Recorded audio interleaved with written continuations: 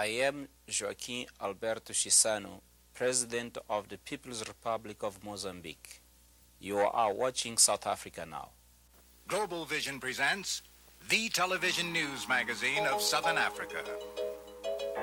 News. Views. Frontline Focus. In-depth analysis. Covering the coverage. Cultural features. This week, South Africa Now reports these stories. F.W. de Klerk. He has been called the Gqubule of South Africa. Now his sincerity is being questioned as he and Mandela meet to ease tension between their parties. The initial euphoria of having the ANC and the government leaders meet is over. And now the ordinary population want to see some progress. They have seen no change in their actual lives. I think there's a great sense of impatience developing. Sister Bernard in Gqubule. For years she has organized grassroots resistance in South Africa. We'll talk with her. Unity is the only weapon that they can gain some of their lost hopes. Because together, when they resist, sometimes there are gains there.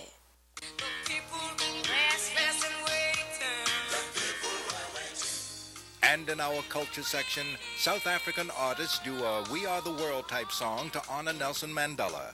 We have a television exclusive.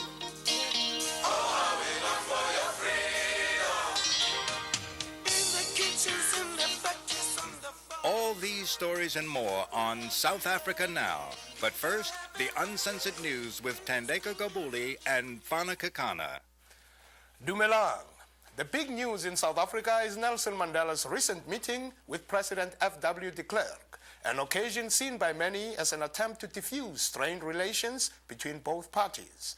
After the two first met in May, the event was reported as a precursor to future negotiations and the dawning of a new South Africa. The second meeting yielded greater promise, with the ANC announcing the suspension of the armed struggle. But now, analysts point to a situation which they say has worsened, bringing F.W. de Klerk's promise of reform into question. Our correspondent in South Africa telephoned in this report. While the rest of the world may think that South Africa is well on the road to democracy, inside the country there's been a hardening of attitudes between the government and the ANC, and growing fears that the negotiating process could be sidetracked. At issue is the government's insistence that ANC plans to stage massive marches, stayaways and boycotts would be a violation of agreements that the two parties have already reached. For its part, the ANC is saying that such direct action is needed because the government has been moving at a snail's pace in living up to its commitments to release political prisoners, allow exiles to return and control their own police and military. With 10 people a day dying here in political violence, there's a crisis atmosphere and growing skepticism that the de Klerk government can live up to the reforms it has promised. The skeptics are now blaming the South African government for a bloody coup attempt against the pro-ANC homeland leader in the Transkei. The one encouraging sign is that Mandela and de Klerk are still talking, but their personal relationship could be swept aside unless there is progress on many outstanding issues. For South Africa Now, this is Kenneth Dan in Johannesburg. We also spoke with Max du Preez, editor of Vrye Weekblad, South Africa's progressive Afrikaans newspaper, which has been following the negotiation process. He gave us his assessment of the situation. Because the National Party government and Mr. de Klerk himself especially has become the darling of the world, they have a position of arrogance where they don't actually take the ANC position seriously. So there is a strain developing. We don't know if this very strong relationship between de Klerk himself and Mr. Mandela himself could not overcome. I think it will. We'll have to see what is going to happen in early January. In an historic new development, the PAC has endorsed a call by the ANC for a united front, demanding a constituent assembly, the body that would decide a new constitution for the future South Africa. The PAC has long rejected any meeting with the government and has in the past accused the ANC of selling out in its negotiation initiative, a point also raised when the ANC suspended its armed struggle. It is unfortunate that at this historic stage in our struggle, when there is a need to intensify the armed struggle, that they should decide to suspend it. And in the process, won no important concessions from the racist Pretoria regime. Meanwhile, the PAC has accused the government of insincerity after they refused to grant 14 senior PAC exiles temporary immunity from arrest. The PAC exiles want to return to South Africa to discuss major policy issues at a 3-day national conference scheduled in December. PAC General Secretary Benny Alexander said the government's rejection of their request, quote, exposed the lie that political organizations are totally unbanned and free to conduct their affairs normally, end quote. With the resignation of Margaret Thatcher after 11.5 years in power, analysts are looking at what effects this may have on Britain's relationship with South Africa. During her time as Prime Minister, Mrs. Thatcher continually stood out from other world leaders, both in the European community and the Commonwealth, with her firm opposition to international sanctions against South Africa. We spoke with a member of the British Parliament by telephone. Mrs. Thatcher pursued a personal policy of close identification with the white power structure and with reactionary elements. Any alternative conservative leader must be more pragmatic and would probably be more ready to change policy somewhat, although of course they would find it difficult to do so immediately because of the hangover of Mrs. Thatcher's policies. A difficult road lies ahead for the Frontline States, with all of the countries facing huge economic problems. Joseph Diescho has more with our Frontline Focus report. Hunger. That was the topic of discussion at the Southern Africa Development Coordination Conference held in Harare, Zimbabwe. The organization has been grappling with how to solve the menacing problem of undernutrition, which affects the majority of the region's 80 million people. Facing economic problems, all the frontline states are caught in a debt trap that is impoverishing third world countries, turning them into exporters of capital. Many have been forced by the World Bank and other agencies to adopt austerity measures, which have meant currency devaluations and cutbacks of already meager social services. The Gulf crisis has had quite an immediate impact on the Southern African region. The region's had some of the stronger growing economies in Africa in recent years, Zimbabwe, Botswana. Even they've been hit by the impact of oil prices, higher import bills, and that's been passed on in the form of higher inflation. But the weaker economies in the region, Zambia, Tanzania, and above all, Angola and Mozambique, have been very badly hurt by the Gulf crisis. Here is a survey of the actual economic conditions of the frontline states, a slice of the crisis confronting Southern Africa. Oil-rich Angola has a per capita income of $620 and a $6 billion national debt. The Zambian economy is in a negative growth position too, with a per capita income of $390 and a national debt of more than $6 billion. Mozambique is one of the poverty areas of the world. Its per capita income is $80, and it has a national debt of more than $4 billion. Its president, Joaquim Chissano, has been desperately trying to cope with an economy ravaged by war, the result of a conflict between his government and Renamo rebels, for years backed by South Africa. We have about 1,000 shops which were destroyed, about 3,000 rural schools destroyed or burned down. We have factories farms, industrial projects which were destroyed. We calculate the amount of all destructions to $15,000 million. If war breaks out in the Gulf, there's going to be a number of ways in which the countries of the region are going to be affected. The first is that oil prices will go through the roof. Maybe only for a while, but it will still have a devastating impact on their economies, even worse than it is at the moment. The World Bank, for example, predicts that prices could go to $65 a barrel, and they are currently around $30 a barrel if war breaks out. The second impact is likely to be in the form of much slower growth in the world as a whole and in the industrial countries in particular. This means there's going to be far less in the way of demand for their commodities. Prices of those are going to go down, the volumes they can export are going to go down. And as military experts predict war in the Gulf, Western donors, along with some Gulf states, are now looking to establish emergency funding for an embattled Africa. I'm Joseph Diescho. American news coverage of the Frontline States was one of the subjects addressed at this year's African Studies Association meeting in Baltimore. A Boston University scholar offered his findings on a 10-year look at how American television covered the region. His dramatic findings analyzed coverage by network television. Phillip Tomlinson reports. NBC Nightly News. NBC provided the most coverage, but the study concluded that all three networks failed miserably in reporting events in the Frontline States, devoting 7 minutes per year or 0.9% coverage.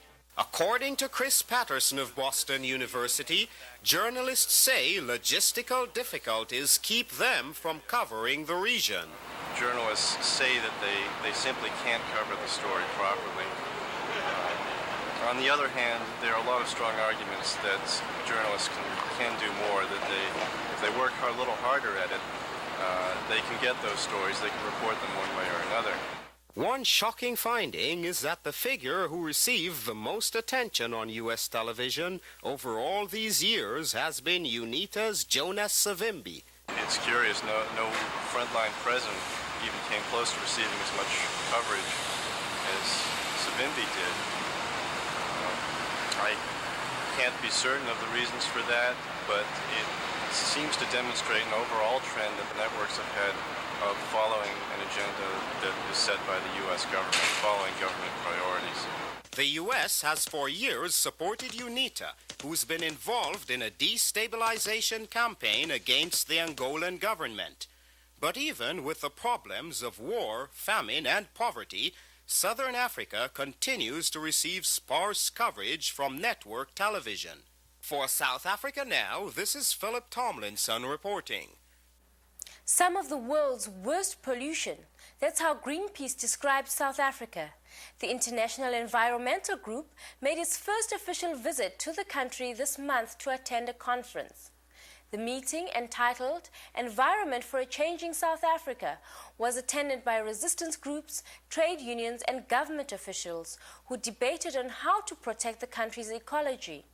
While no magic formula to the problem came out of the conference, Greenpeace said a first step is when all South Africans can freely participate in decisions that affect them and their environment. South Africa Now's question of the week. What is the average amount spent per student on education in South Africa? And the answer, $1,223 for white students and $303 for black students. You're watching South Africa Now, the television news magazine that goes behind the headlines. South Africa Now has made a point of covering the grassroots activism in South Africa because it is there that some of the most impressive leaders have emerged. One of them is Sister Bernard Gqubule. She was an important enough figure to have traveled with Nelson Mandela in his trip to the United States. In November, she returned on her own tour, organized by Grassroots Exchange, a group that links up activists from the United States with their counterparts within third world countries. During her visit, Sister Bernard took the time to talk with South Africa Now. Naja Smith reports. I say power to the people. From the street to the church, from the church to the city, from the city to the life. We are the ones who are going to make it happen. This is the message to the grassroots. The messenger, Sister Bernard Gqubule, a leader of the Institute of Contextual Theology, known as Liberation Theology in other countries. Sister Bernard does not simply make political speeches, she works with people in their communities. You call a meeting, despite the difficulties of getting to the venues where the meeting will be held, people definitely will be there. Because these are the day-to-day issues that families are suffering under, So how best do we actually come together to solve problems? The only venue of solving those problems is to organize ourselves, to come together, to debate about them, to find ways and means of solving those problems. So it has become a part of our lives.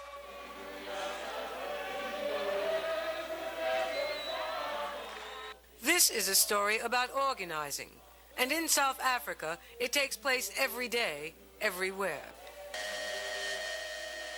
Have you heard that the trains moving from Soweto to Johannesburg are departments for organizational members? They debate, They just sit in a train and read newspapers.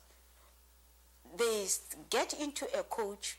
They have even numbered those coaches, You get into coach so-and-so, it's a trade union debates. You get into coach so-and-so, it's civic code for rent issues, whatever issues that even women, if I have to actually announce a meeting to come together, I would use train because they were the fastest, for mobilization.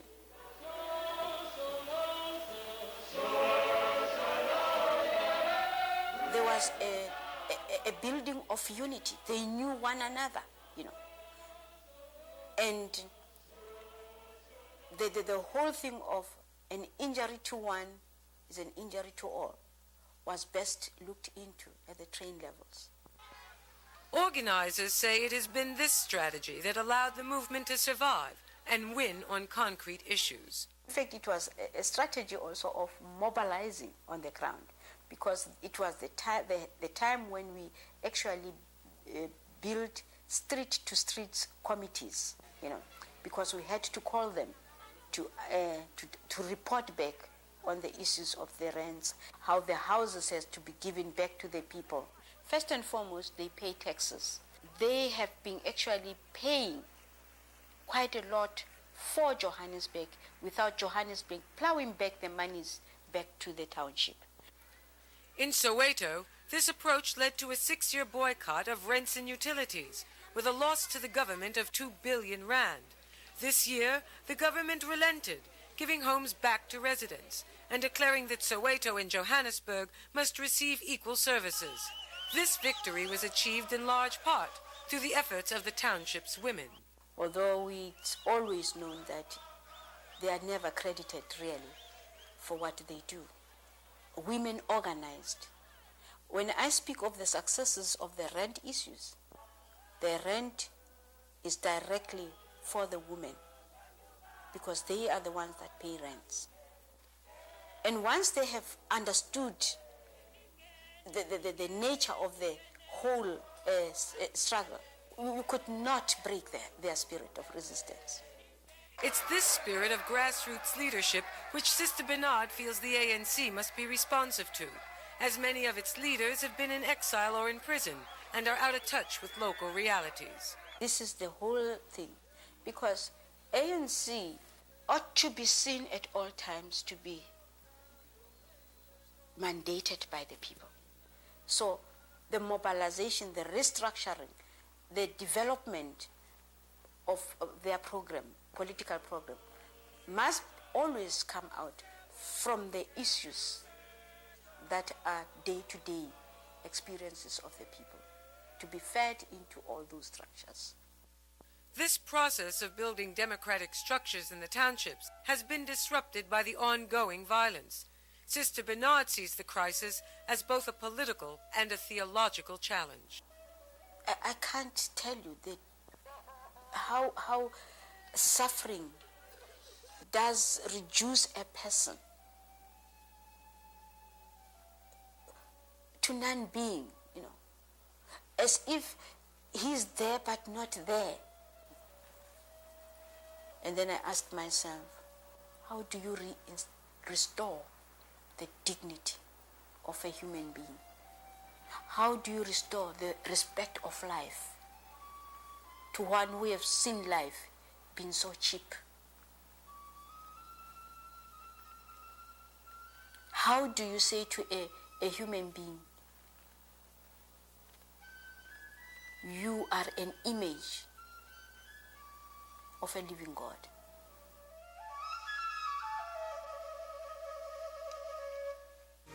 You're watching South Africa Now. Coming up next, our culture segment, featuring the best music, film, drama, and artistic expression from Southern Africa. This week, in our culture segment, a We Are the World type song for Nelson Mandela, with many of South Africa's leading artists participating, including Brenda Fassie, Mahlatini and the Mahotela Queens, and many others. They all got together to record a song honoring Nelson Mandela's release from prison. It's a new video called Viva Mandela.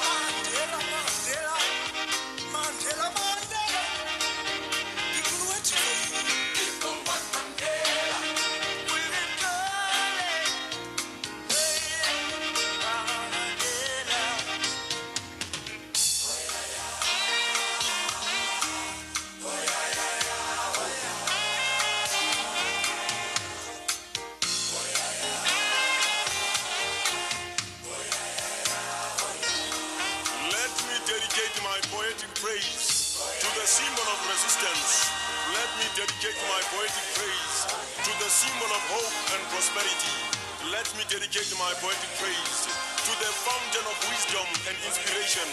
I talk of Nelson Mandela, the leader that stood the test of time, like gold and a diamond, in order to be refined.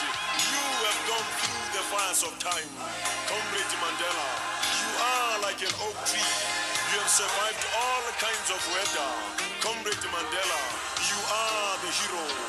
You are the veteran. You are the stalwart. You are the catalyst to unite. Yes, you are the father of the new nation, new South Africa. In the making, in the making, in the making. Oh, how we long for your freedom. That's our show for this week. If you're interested in any of the issues we cover, send a self-addressed stamped envelope to South Africa Now, P.O. Box 1907, Canal Street Station, New York, New York 10013. South Africa Now is produced by Global Vision on a non-profit basis in association with the Africa Fund, a tax-exempt organization providing assistance and relief to victims of apartheid. Next week, a report on AIDS in South Africa and how grassroots organizations have stepped up the campaign for funding and education. On behalf of all of us at South Africa Now, I'm Fana Kekana. See you next week. Transcripts of this program are available for $4. South Africa Now is also available now on video cassette for just $29.95. To order transcripts or cassettes, or for more information, write to South Africa Now, care of Journal Graphics Incorporated, 267 Broadway, New York, New York, 10007. To order by credit card, call 212-227-READ. South Africa, in the making, in the making.